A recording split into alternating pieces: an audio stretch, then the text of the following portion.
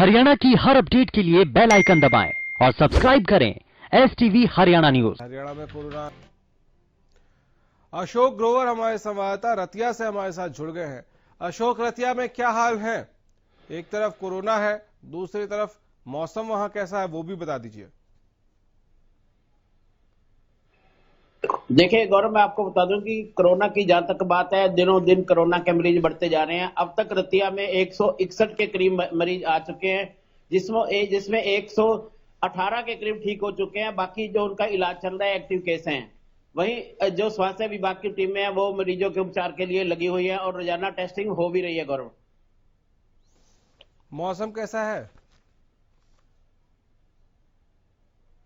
देखिए मौसम की जहां तक बात है गौरव, मैं आपको बता दूं कि कई दिन से बरसात हो रही है। कल भी बरसात हुई थी, जिसको लेकर शहर में जो जल भराव है वो बाजार में भी हो जाता है और अन्य चौराहों पे भी, जिसको लेकर लोगों में नगर पालिका के प्रति काफी रोष देखने को मिल रहा है।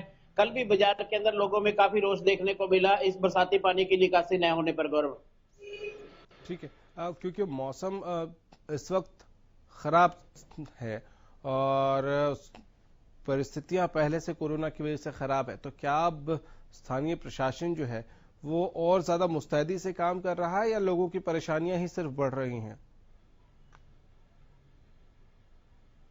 देखिए गौरव, अभी पिछले दिनों नगर पालिका ने जो शहर के मेन नाले थे पानी निकासी के, उनको दुरुस्त किया था। मगर जो सबसे बड़ी दिक्कत आ रही है, जो कि शहर के अंदर सीवरेज लाइन डाली जा रही है, उसमें प्रॉपरली तौर पे अभी निकासी नहीं हो रही, जिसको लेकर आए दिन जल भराव होता है और लोगों में रोष पैदा हो रहा है। जी चलिए, बहुत शुक्रिया आपका। अशोक ग्रोवर हमारे संवाददाता बता रहे थे कि रतिया का हाल क्या है, वहां किस तरह से कोरोना को लेकर। और देखिए, कोरोना काल चल रहा है, पूरी दुनिया में महामारी का दौर है और इन सब के बीच जिस तरह से जबरदस्त बारिश हुई है, जल भराव है, जल जमाव है, ऐसे में बहुत ज्यादा परेशानियां बढ़ जाती हैं, क्योंकि लोग फिर भाग दौड़ में लग जाते हैं। घर से पानी निकालना है, क्या करना है, इन परेशानियों के बीच महामारी का दौर वो परेशानी को और बढ़ा रहा है। लेकिन प्रदेश में कोरोना के आंकड़े भी लगातार बढ़ रहे हैं और 50,000 के आसपास ये मामला पहुंच गए हैं। एक दिन में रिकॉर्ड 994 नए मामलों की पुष्टि हुई है। यमुनानगर 88, पानीपत में 83 नए केस सामने आए हैं। प्रदेश में कोरोना से अब तक 567 लोगों की मौत हो चुकी है। इलाज के बाद 42,000 से ज्यादा मरीज ठीक हो चुके हैं। रमाकांत हमारे संवाददाता हमारे साथ जुड़ गए हैं। रमाकांत, आपके यहां किस तरह की स्थिति है कोरोना को लेकर? स्थिति वैसे ही दयनीय बनी हुई है। लगातार झज्जर जिले की बात करी जाए तो पर डे कम से कम 10 मामले देखने को आ रहे हैं। अगर बात करी जाए तो टोटल जो टेस्ट हुए हैं वो 40,000 के करीब टेस्ट हो चुके हैं, जिसमें से रिपोर्ट की बात करें तो 39,211 नेगेटिव रिपोर्ट आई है। और ये कोरोना के मामले जो बढ़कर 1,021 पहुंच गए हैं, जिसमें से 918 लोग रिकवर होकर वो अपने घर लौट चुके हैं। अगर बात करें रिकवरी की तो 90% के करीब रिकवरी रेट है। जो सीएमओ संजय दहिया है, उनकी टीम लगातार लोगों के बीच एक जागरूकता अभियान चलाती है, लोगों को जागरूक करती है। वहीं पर डीसी साहब भी वो लगातार उनकी टीम प्रस्तुत रहती है। अगर डीआईजी अशोक कुमार की बात करें तो अशोक कुमार भी लोगों को जागरूक करते हैं, मास्क पहन कर आए। अगर जो मास्क नहीं पहनता है उनका चालान भी किए जाते हैं। जी, और कई लोगों को समझ नहीं आ रहा है कि कोरोना की महामारी अभी खत्म नहीं हुई है। हालांकि अनलॉक चल रहा है, लेकिन उसके बाद भी लोगों के दिमाग में से वो कोरोना का डर जो देखते थे वो अब कहीं ना कहीं खत्म हो गया है।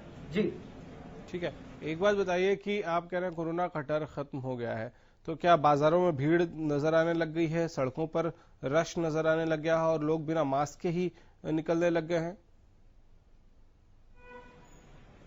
जी बिल्कुल।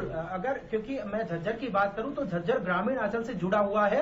वहां पर लोगों के दिमाग में जो कोरोना का भय पहले था वो अब नहीं है और लगातार भीड़ बाजारों में देखते ही बनती है। हालांकि पुलिस प्रशासन पूरी तरह मुस्तैद है और लोगों को जागरूक भी कर रहे हैं। अगर जो वो चीज नहीं हो रहे हैं तो अगर वो जो जागरूक नहीं हो रहे हैं तो उनका चालान भी किए जा रहे हैं। और जब चालान होते हैं तो वो लोग पुलिस पर छीटाकशी करते हैं कि पुलिस तानाशाही करती है। हालांकि पुलिस प्रशासन सदैव हमारे साथ खड़ा है ताकि दोबारा से ये महामारी पैर ना पसारे।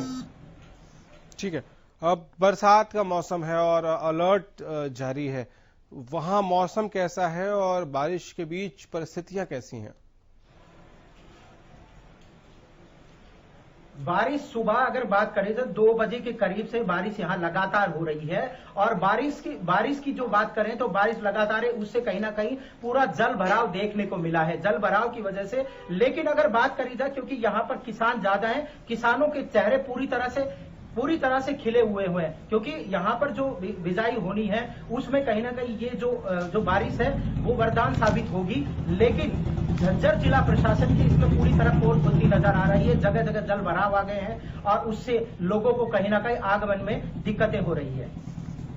ठीक है, तो क्या इस बारिश से पहले जो सीवरेज सिस्टम है या जो नाले हैं उनकी उड़ाही हुई थी, ये सब हुआ था काम? अगर कागजों की बात करें तो कागजों में सभी काम हुए थे, लेकिन ग्राउंड जमा जो धरातल है उस पर कोई भी काम नहीं दिखा है। नाले पूरी तरह से भरे हुए हैं, सड़कों पर पानी जमा है, लोगों को निकलने में परेशानियां हो रही है। ये हर साल की बातें हैं, इस साल की बात नहीं है। लगातार अगर हरियाणा न्यूज की बात करें तो हरियाणा न्यूज लगातार बारिश होने से पहले ही, मानसून की दस्तक आने से पहले अधिकारियों के संपर्क में थे, उनसे बात कर रहे थे, लेकिन वो कागजों को उठाकर बताते कि हमने यहाँ काम करा दिया, वहां काम करा दिया, लेकिन धरातल पर वो कुछ भी देखने को नहीं मिला। अब फिर से जैसे ही बारिश आई और पूरी तरह से नाले अटे भरे हैं और सड़कों पर पानी दौड़ रहा है। चलिए, बहुत शुक्रिया आपका इन तमाम जानकारियों के लिए। लाजपत हमारे संवाददाता हमारे साथ आगे जुड़ गए हैं राई से। लाजपत, एक बात बताइए, आपके यहाँ कोरोना को लेकर क्या हालात हैं?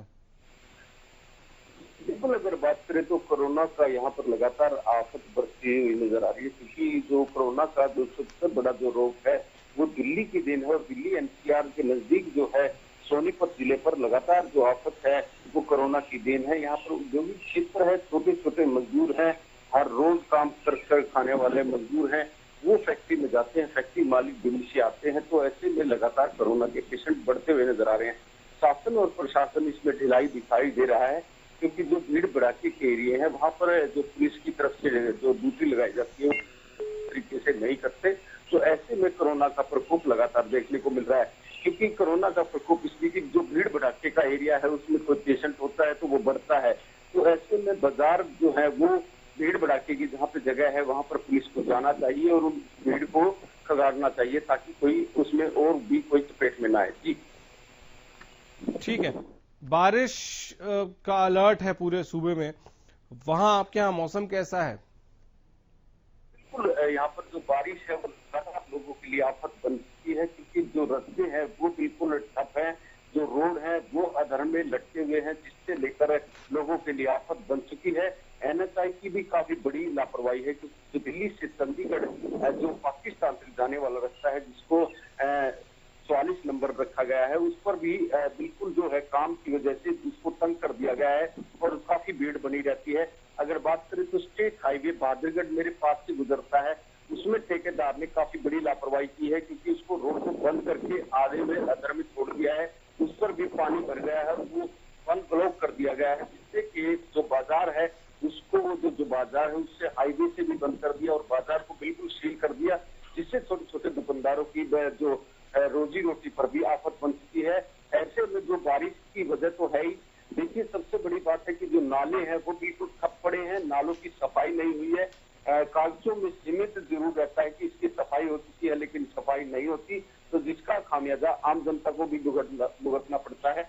जो मार्केट से बीच से गुजरने वाले जो नाले हैं वो बिल्कुल ठप है। खुद मार्केट की एसोसिएशन ने लिखकर सरकार को दे चुके हैं, नगर निगम को दे चुके हैं, नगर निगम का एरिया आता है, पंचायत का एरिया आता है, लेकिन कोई भी सुनवाई नहीं होती। तो ऐसे में जो रोड है उन पर पानी आता है, रोड भी ब्लॉक हो जाते हैं और रोड भी टूट जाते हैं, जिसका खामियाजा देश को भी भुगतना पड़ता है। जो अधिकारी लापरवाह हैं उन पर कार्रवाई की बहुत बड़ी जरूरत है। ऐसे में जो रोड जो टूटते हैं जिसकी जिम्मेवारी अधिकारियों की बनती है, अधिकारियों की वजह ये है कि जो नाले समय से साफ हो जाए तो ये जो पानी है बरसात का, जो अनमोल कीमत जिसको जाना जाता है, जो किसान के भी काम आता है, सबके काम आता है, जीवन में सबसे अनमोल चीज जो ठीक है। लाजपत, बहुत शुक्रिया आपका। लाजपत हमारे संवाददाता बता रहे थे राई का हाल क्या है। बहुत छोटा सा ब्रेक, जल्द लौटेंगे। ब्रेक के बाद एक बार फिर से आपका स्वागत है। कालावली लिए चलते हैं, जहां से जगदीश प्रजापति हमारे संवाददाता हमारे साथ जुड़ गए हैं। जगदीश, आपके इलाके में कोरोना को लेकर क्या अपडेट्स? जी गौरव, बिल्कुल अगर कोरोना की बात करें तो कोरोना को लेकर जिला उपायुक्त महोदय ने 2 दिन पहले लेटर जारी किया है कि कोरोना के जो केस दिन प्रतिदिन बढ़ रहे हैं उसको लेकर जो दुकानें हैं वो सुबह 9 बजे खुलेंगी और 6:30 बजे जो बंद होंगी। लेकिन उपायुक्त के आदेश कहीं ना कहीं हवा में उड़ते नजर आ रहे हैं, लोग इस ओर ध्यान नहीं दे रहे हैं। व्यापारियों से अगर बात करते हैं तो व्यापारियों का कहना है कि वे पहले ही लॉकडाउन की मार में आ चुके हैं, इस तरह वो दुकानें बंद नहीं कर रहे हैं। लेकिन प्रशासन है कि दुकानें जो बंद नहीं करवाया और बाजारों में लोगों को देखा जाए तो लोग बिना मास्क के बाजारों में नजर आते हैं। जी गौरव, ठीक है, एक सवाल का और जवाब दीजिएगा। एक तो कोरोना काल है, दूसरा मौसम जो है वो लगातार बारिश हो रही है और अलर्ट भी है। आपके यहाँ मौसम कैसा है?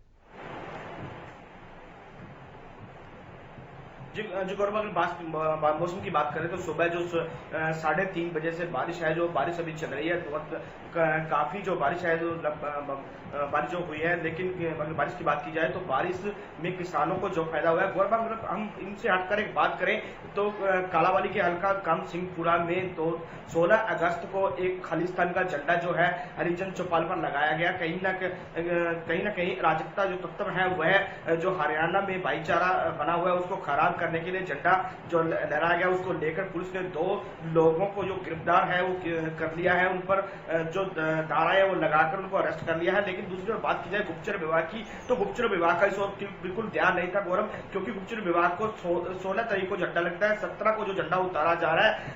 अगर बात की जाए इंग्लैंड और अमेरिका के चैनलों पर खबर चलती है और खबर चलने के बाद गुप्तचर विभाग की नींद है वो खुलती है। कहीं ना कहीं गुप्तचर विभाग है कालावाली का वो सोया हुआ था। जी गौरव, चलिए, बहुत शुक्रिया आपका जगदीश इन तमाम जानकारियों के लिए। तो प्रदेश में कोरोना के मामले लगातार बढ़ते जा रहे हैं। अब तक 567 लोगों की मौत भी हो चुकी है। ऐसे में आप भी सावधान रहें, और सावधान रहेंगे तो खुद को भी बचाएंगे, अपने घर वालों को भी बचा पाएंगे। फिलहाल हल्का हलचल में इतना ही। इजाजत दीजिए, नमस्कार।